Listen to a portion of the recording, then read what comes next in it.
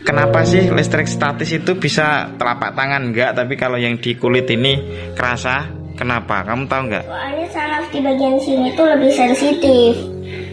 Dia bisa menangkap sedikit saja perubahan.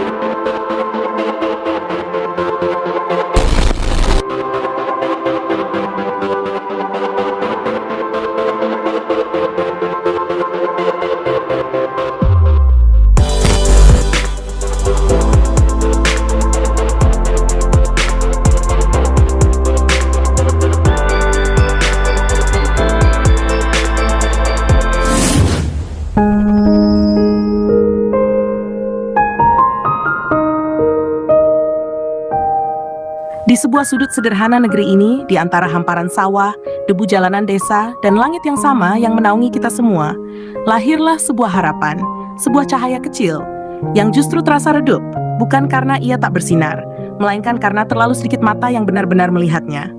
Namanya Dava. Seorang anak yang seharusnya dipeluk oleh masa depan bangsa. Namun justru seperti berdiri sendiri, di tengah riuhnya negeri yang seringkali sibuk dengan hal-hal yang bukan prioritasnya. Besarnya perhatian masyarakat Indonesia kepada Dava anak jenius dari sebuah desa di Bojonegoro sepertinya tak berefek pada ring satu di negeri ini, Presiden dan para kabinet merah putih Prabowo Gibran. Padahal, potensi anak ini untuk masa depan Indonesia sangatlah besar, bahkan mungkin terlalu besar untuk diabaikan. Namun kenyataannya, ia seperti anak tiri di negeri sendiri. Dan di titik inilah hati kita diuji. Apakah kita hanya akan menjadi penonton atau ikut menjadi bagian dari perubahan?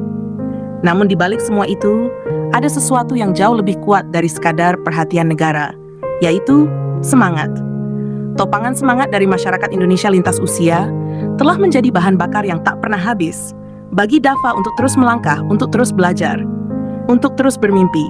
Bayangkan, di usia yang baru 9 tahun, saat anak-anak lain mungkin masih sibuk bermain tanpa arah, Dava justru menyelami dunia sains, menggali teknologi, memahami fisika, kimia, biologi, dan semua itu ia pelajari secara otodidak dari YouTube. Sebuah ironi yang menyentuh, di mana teknologi yang sering dianggap sebagai hiburan justru menjadi universitas kehidupan bagi seorang anak desa. Di usianya yang masih 9 tahun dan terdata sebagai murid aktif kelas 3 SD Negeri 1 Dander, Kecamatan Dander, Kabupaten Bojonegoro, Jawa Timur, Dava sebenarnya adalah aset dan masa depan bangsa. Namun perhatian dari pemangku kepentingan sepertinya tidak bisa terlalu diandalkan. Karena mungkin Dava hanya dianggap anak kecil biasa. Negeri ini memang unik. Kadang kita baru percaya pada potensi, setelah dunia luar yang mengakuinya terlebih dahulu. Atau mungkin Dava hanyalah anak desa yang tak punya apa-apa selain harga diri. Beda cerita, kalau ia anak pejabat atau anak orang super kaya, sedikit saja menunjukkan potensi, langsung tingkat dewa perhatian datang. Gubernur datang, menteri datang, bahkan presiden bisa saja datang. Sedangkan Dava, ia tetap duduk, belajar, dengan fasilitas seadanya, tanpa sorotan, tanpa panggung. Tapi justru disitulah kekuatannya. Karena pejuang sejati tidak menunggu panggung, ia menciptakan panggungnya sendiri. Dukungan dari sahabat-sahabat Dava di seluruh tanah air meminta ia tetap fokus. Bahkan banyak yang berikan ide kreatif dan doa tulus, meski hanya lewat layar kaca. Dan di tengah keterbatasan itu, Dava menunjukkan sesuatu yang luar biasa. Salah satu keahlian Dava yang paling fenomenal adalah di bidang sains dan teknologi, khususnya soal chip. Ya, chip, komponen kecil yang menjadi otak dari hampir seluruh teknologi modern. Mulai dari komputer, pesawat, persenjataan, hingga satelit, semua bergantung pada chip. Dan Dava, anak 9 tahun ini, memahami komponen-komponennya, cara kerjanya, bahkan membuat chip bukan hal yang sulit baginya. Bayangkan itu, di saat sebagian dari kita masih bingung membedakan RAM dan ROM, Dava sudah melampaui itu. Namun sayangnya, fasilitas untuk mengembangkan potensi itu masih sangat terbatas. Dan disinilah masyarakat berbicara. Salah satu komentar datang dengan sentuhan humor yang menggelitik, sekaligus menohok. Semoga Dek Dava bisa membuat chip, kemudian dipasang di kepala para koruptor, biar sadar dan insaf bahwa tindakannya bisa merusak. Bayangkan ruang impian Anda tampil elegan, rapi, dan nyaman dipakai setiap hari. Desain modern dipadukan dengan detail presisi, menjadikan setiap sudut rumah terasa lebih hidup, fungsional, dan berkelas. Bintang Kreatif melayani pesanan interior furniture custom dari bahan plywood lapis HPL dengan overall hardware soft close, last finishing resin. Soal harga dan pemasangan sesuai kualitas dan dijamin sangat ekonomis. Bagi teman-teman dan sahabat Dava di tanah air yang berminat, kami hadir di Klaten, Manjung dan Gergunung, serta di Kalimantan Utara Bulungan. Soal desain dan tampilan dijamin sangat memuaskan. Selain fokus di tampilan atau desain, ada poin yang tak kalah penting, yaitu kualitas. Dalam setiap pengerjaan, kami tidak pernah kompromi soal kualitas. Untuk pengalaman ke bahan dasar plywood, kami menggunakan Levox 168 dengan kualitas super, daya rekat kuat, dan hasil lebih presisi. Material plywood kami juga sudah terafiliasi dengan Hapan dan telah lolos uji laboratorium. Untuk tahap finishing di bagian sudut, kami menggunakan bahan dasar fiberglass resin. Kenapa resin? Karena resin adalah salah satu komponen pembentuk HPL itu sendiri. Hasilnya lebih menyatu, lebih halus, lebih kuat, dan mampu menyesuaikan warna hingga 90%. Dan poin yang tak kalah penting adalah kami menggunakan hardware overall soft close yang terafiliasi dengan Bloom, Rizzo, dan Harfit. Ingin furnitur dengan kualitas terbaik? Hubungi Bintang Kreatif sekarang juga. Yang mau pesan di sini ya.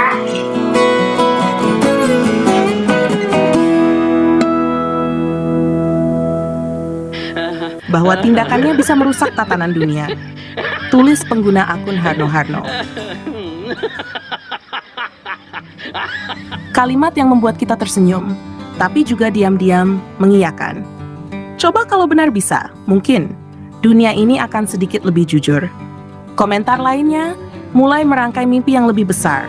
Mereka menyandingkan Dava dengan anak-anak jenius lainnya di Indonesia, seperti 4 siswa SMK Islam Cendekia pada Rincang, yang berhasil mengharumkan nama Indonesia di ajang International Robothon 2025. Kemudian ada Rehan dan Firoz Gatvan Ramadan yang mendapat pengakuan langsung dari NASA karena menemukan celah keamanan sistem. Dan tak kalah hebatnya, Caesar Archangels Hendrik Miotenanai atau akrab disapa Nono, bocah ajaib asal Kupang, Nusa Tenggara Timur. Sejak usia 7 tahun pada 2022 lalu, ia sudah menyabet gelar juara 1 dunia matematika di ajang Abacus World Competition. Bawa ke Iran susul seniornya. Digandengkan, ditambah adik Nono. Komentar-komentar itu bukan sekadar kata-kata, tapi harapan. Harapan yang dititipkan kepada seorang anak kecil bernama Dava.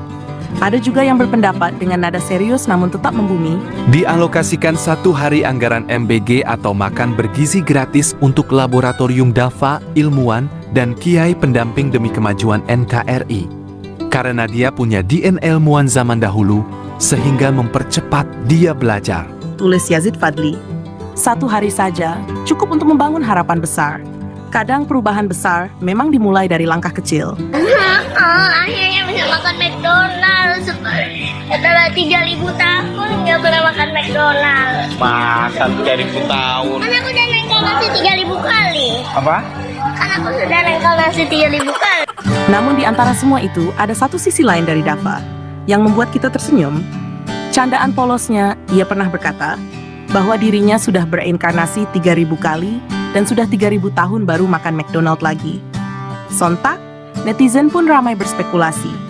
Ada yang mengaitkan dengan reinkarnasi, ada yang membawa ke ranah spiritual, bahkan ada yang menganggap ia adalah ilmuwan masa lalu yang kembali. Padahal menurut ayahnya Mas Andik Sujianto, itu hanyalah candaan spontan. Namun justru disitulah letak keindahannya. Kepolosan yang bercampur dengan kejeniusannya menciptakan sosok yang unik dan mengagumkan. Tapi banyak yang meyakini itu adalah kebenaran yang terucap secara spontan. Bahkan keyakinan ini dipertegas oleh mereka yang memahami ajaran agama.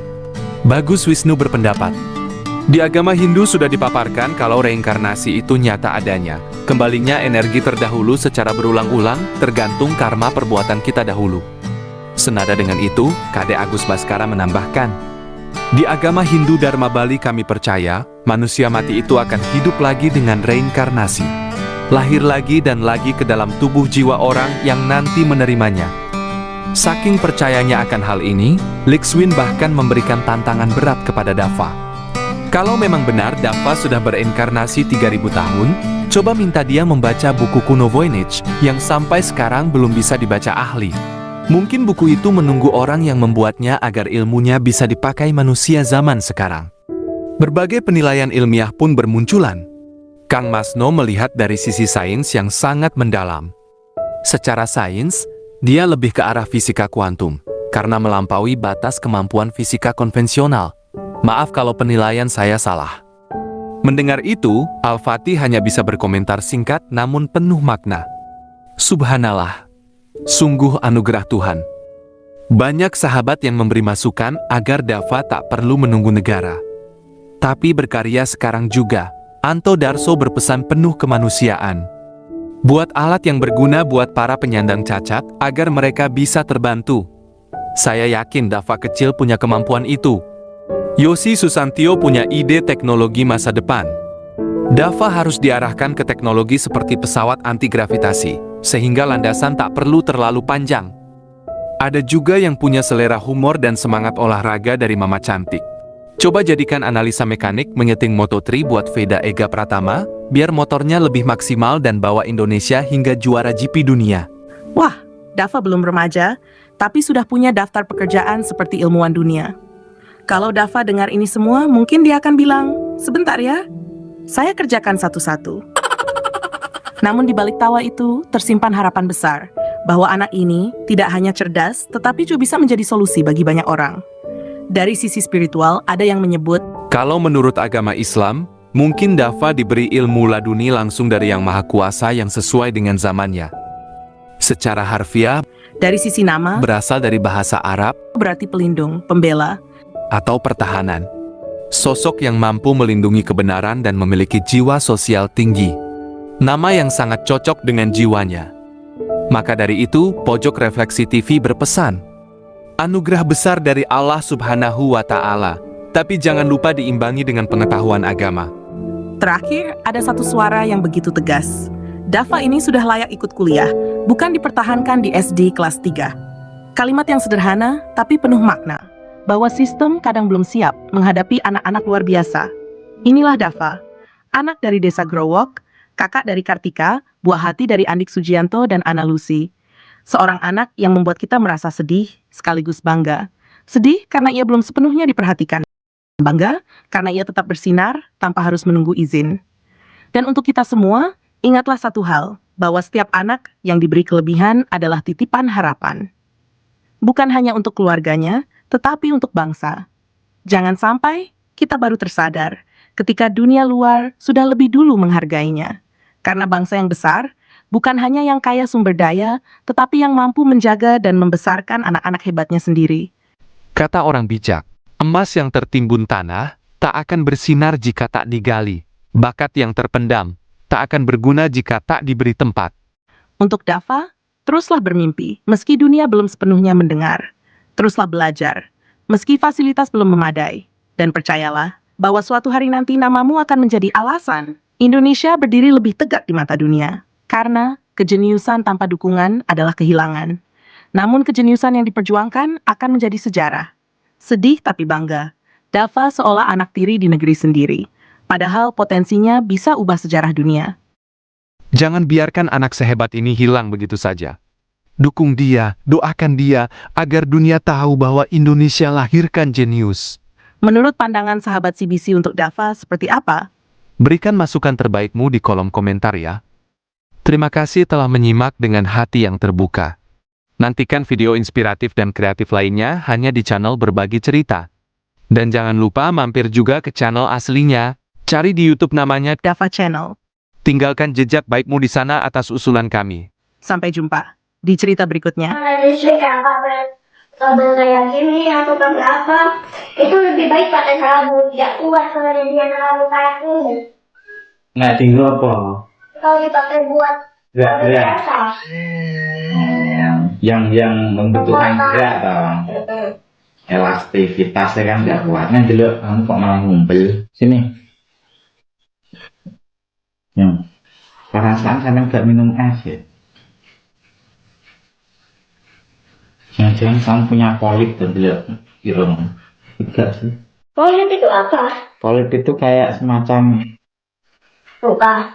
bukan luka sih, dan sakit di hidung kayak itu loh yang menyebabkan orang tak apa kayak gitu.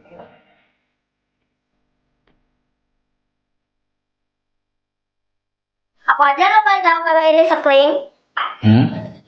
Dulu kukiranya apa? Tuan?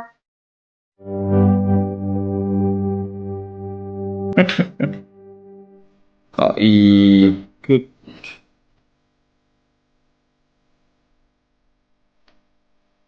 Loh, itu nggak dibaut sama siapa? Oh enak banget ya. Apa aja bisa aku dengar. Oh, saya Sebenarnya ada sebuah tabung yang diisi sama yang di vakum. itu hidrolis juga sistemnya. Di dalamnya ada yang di vakum. Baik. Fasili berarti. Kalau kita lihat di sini kan ini posisinya seperti ini, mentok di sini. Ya. Kita bisa bergoyang. Kalau kayak gini dia terkunci, tapi saat ada di sekitarnya akan coba lihat posisi benda ini. Baik. Jadi dia nggak terkunci lagi, bisa gerak lagi. Oh, terus benda ini tuh sebenarnya ngapain sih kok dia diam gitu? Dia hanya menunggu kita untuk melakukan pencarian data. Saat kita tidak mencari data ya dia bakal diam untuk menghemat daya. Dia standby aja gitu toh. Ketika kita umpama mencari data apa gitu baru cet dia bergerak gitu toh. Kamu setrum. Ada listrik statisnya ini ya? Jadi saya Nggak apa-apa, kamu robot toh. Iya toh. bukan kali, aku manusia dia pasti tidak. Gimana? Otomatis dikunci ke tengah dan di tengah dia. Nah, Oke. Kenapa sih listrik statis itu bisa sangat terasa di kulit yang bagian ini, tapi yang di telapak tangan enggak, tapi kalau yang di kulit ini kerasa? Kenapa? Kamu tahu nggak? Soalnya saraf di bagian sini tuh lebih sensitif. Dia bisa menangkap sedikit saja perubahan. Oh. Nyalakan lagi. Ini ada filter kecil warna putih, ini filter untuk menyaring debu.